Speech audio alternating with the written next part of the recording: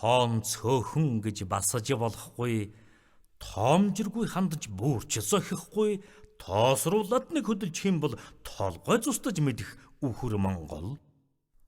Ялагдхааран чангардаг, магтахаар суулардаг, яс махнасан хэцүү Монгол, өрсөн тэмцхийн цүүн цагт болон өлгийнөөс эмээл дээр дарцгалдаг Монгол.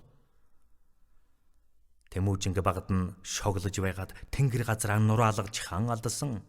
8 шарга морийг булааж угаад над гар тэрж алд алуул хан алдсан. Тэрч энхрэж өсгсөн болон Тэмүүжин Чингис болохгүй байсан. Тэрсэж дайрч доромжсны хүчинд тэр тэв дэлхийн хаан болсон. Цагаантан гамингууд цайдаггүй тэж угаад Сүхбаатар жанжны цэрэгт хяргуулсан. Далайн чандаас Кавантуны Японууд өнгөлзөөд Дандарбаатарын хорооныхонд талхалуулагдаад будсан. Сахалт стайлнаас Дэлхий даяаран сандарч аймсан хэлмэгдэж байхад ганцхан Монголын хазгар гиндэн гансын Кремльд хуг цогсон. Орос, Америк, Хятад хүчтэйлэг нь орчлон хөмөрч явсан удаагүй. Немц, Франц, Япон зэвсэг тэжгсэн нэхий дээлтэнгүүд шиг эрэлхэг хөдлөөгүй. Аргатай цэрэгтэй их гүрнүүдээ айтгар Монголыг басаж болохгүй шүү.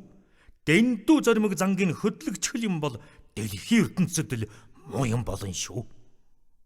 Дэлтэй сум шиг намхан мордон дэлхийг торсон ч цуцснаа гэж үгүй. Дээлэн хөргсөн номхон Монгол дэврээд нэг босх юм бол буцнаа гэж үгүй.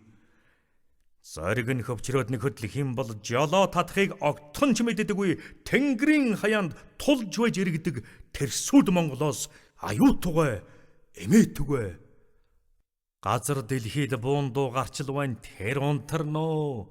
Тэв дэлхийд галт бөмбөг дэсэлжил байна тэд шантарноо. Үххийг унтахын чинээч боддоггүй.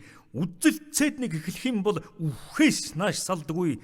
Үхэр Монголын ур хилэнгэл үеийн үед дахиж битгий хөдлөгөөрөө базар ваны гомба.